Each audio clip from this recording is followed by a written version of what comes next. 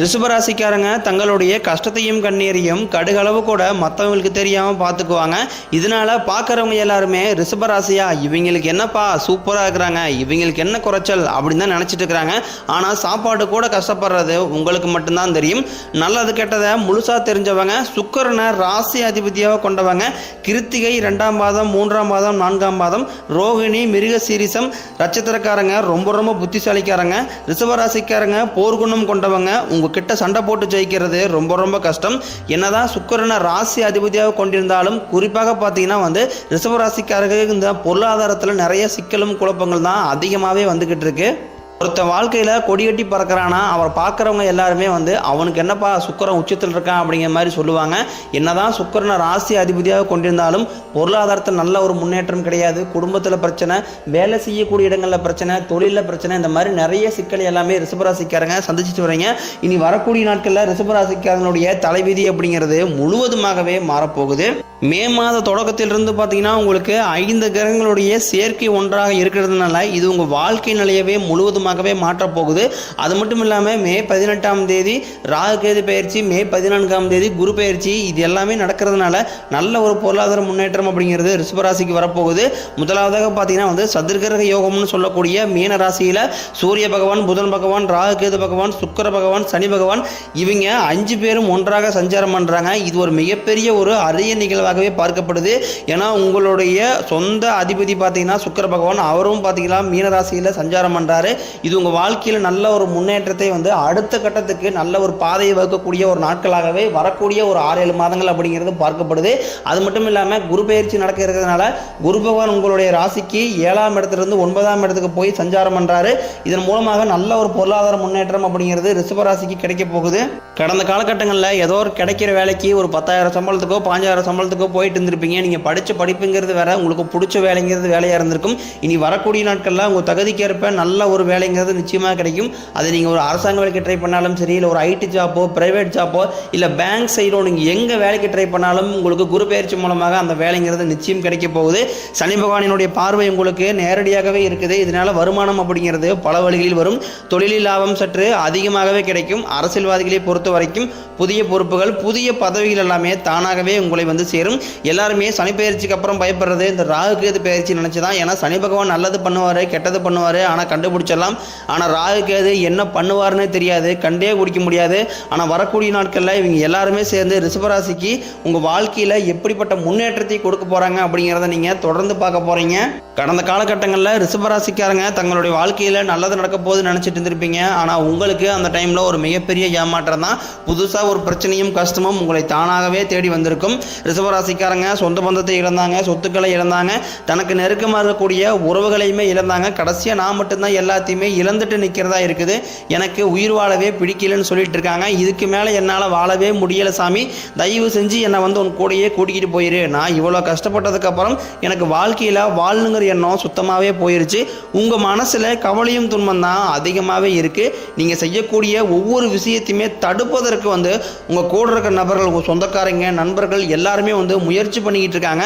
இது எல்லாமே தெரிஞ்சுமே கூட நீங்கள் என்னமோ பண்ணுறத பண்ணிக்கிங்க, எனக்கு என்ன வந்துச்சு அப்படின்னு தன் வேலையில் மட்டும் என்றைக்குமே குறிக்கோளாக இருக்கிறவங்க தான் ரிஷபராசிக்காரங்க.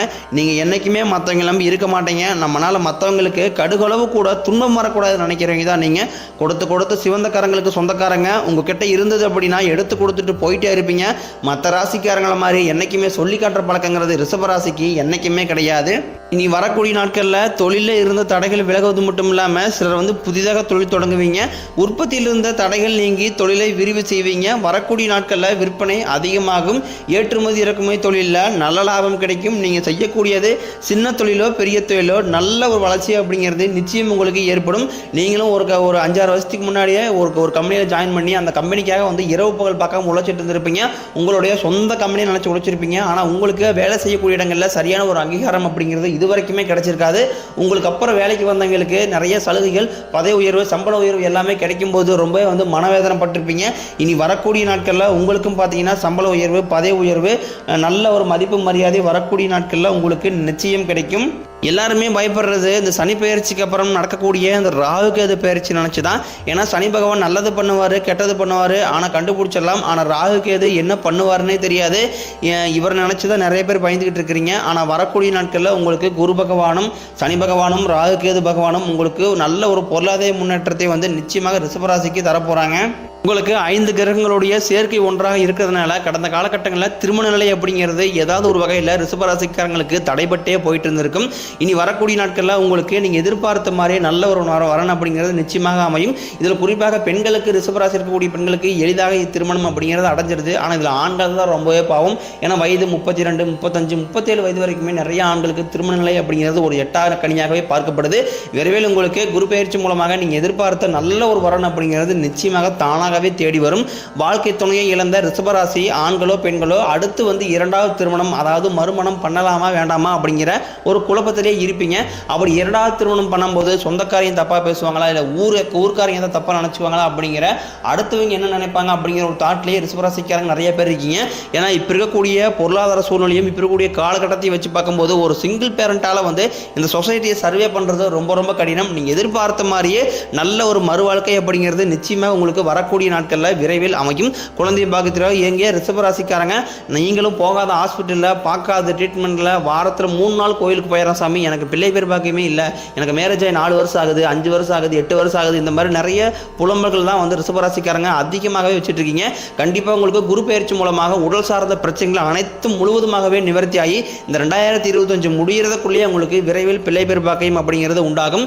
பிரிந்திருக்கக்கூடிய கணவன் மனைவி எல்லாமே மீண்டும் ஒரு முறை சேர்ந்து பேசக்கூடிய வாய்ப்பு கிடைக்கும் பட்சத்தில் கண்டிப்பாக இருவருமே வந்து ஒன்றாக இணைந்து வாழ்வீங்க.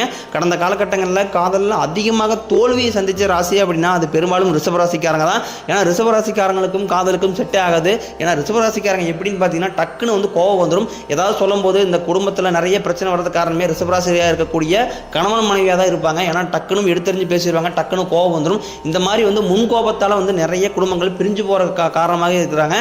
இனி வரக்கூடிய நாட்களில் உங்கள் காதல் கண்டிப்பாக கைகூடும். வீட்டில் போய் சொல்லும் போது உங்களுடைய பேரண்ட்ஸ் வந்து கண்டிப்பாக உங்களுக்கு அதை ஓகே பண்ணுவேன், உங்களுக்கு திருமணம் செய்து வைக்கக்கூடிய வாய்ப்புகள் எல்லாமே உங்களுக்கு பிரகாசமாகவே உள்ளது. பெண்களை பொறுத்த வரைக்கும் வாழ்க்கையில் சங்கடங்கள் நீங்கும், குடும்பத்தில் உங்களுடைய ஆலோசனைக்கு நல்ல ஒரு மதிப்பு மரியாதை கிடைக்கும். வரக்கூடிய நாட்களில் கடினமான காரியத்தையும் சுலபமாக செஞ்சு முடிப்பீங்க. உங்ககிட்ட பணம் வாங்கிட்டு ரொம்ப நாட்களாக வந்து திருப்பி தராமல் இருக்கக்கூடிய உங்களுடைய நண்பர்கள் சொந்தக்காரங்க அனைவருமே உங்களுடைய பணத்தை திருப்பி தர போகிறாங்க. உங்கள் எளிமையான பேச்சு திறமையால் நீங்கள் அனைவரையுமே கவர்ந்து இழுப்பீங்க. சிலருக்கு படிப்பதற்காகவும் வேலை விஷயமாகவும் தொழில் விஷயமாகவும் வெளிநாடு போகக்கூடிய வாய்ப்புகள் எல்லாமே கிடைக்க போகுது. கடந்த காலகட்டங்கள் குடும்பத்தில் எந்த ஒரு சுப நிகழ்ச்சியுமே நடந்திருக்காது. இதை நினச்சி உங்கள் வீட்டில் கூடிய பெரியவங்க எல்லாமே ரொம்பவே வந்து வருத்தப்பட்டு இருந்திருப்பாங்க.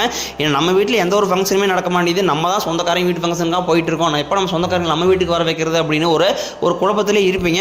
வரக்கூடிய நாட்களில் கண்டிப்பாக உங்கள் வீடுகளில் திருமணம், சீமந்தம், புதிதாக வீடு கட்ட ஆரம்பிப்பீங்க, கிரகப்பிரவேசம் போன்ற சுப நிகழ்ச்சி அனைத்தும் நடக்க போகுது.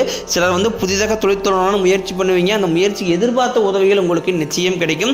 ரிஷபராசியை பொறுத்த வரைக்கும் நீங்கள் ஆண்களோ பெண்களோ அரசு வேலையோ தனியார் வேலையோ கூலி வேலையோ நீங்கள் எதிர்பார்த்த வருமானம் அப்படிங்கிறது உங்களுக்கு இரட்டிப்பு மடங்காக கிடைக்க போகுது.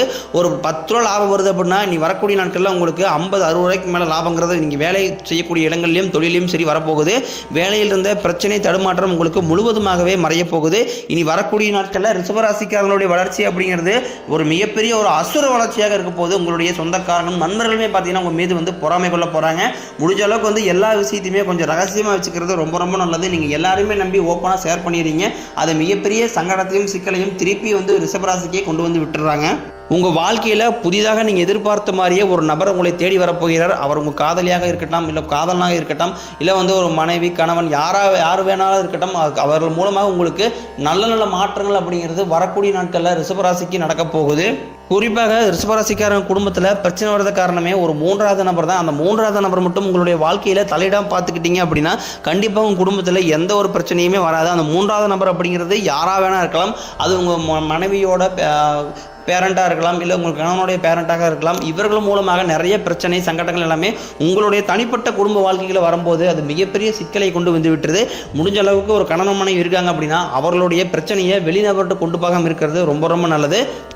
உடல் ரீதியை பொறுத்த வரைக்கும் ரொம்ப நாட்களாக வந்து ரிஷபராசிக்காரங்களை அச்சுறுத்திட்டு பயமுறுத்திட்டு வந்த நோய்கள் அனைத்தும் உங்களுக்கு மருத்துவத்தால் விரைவில் விலகப் போகுது.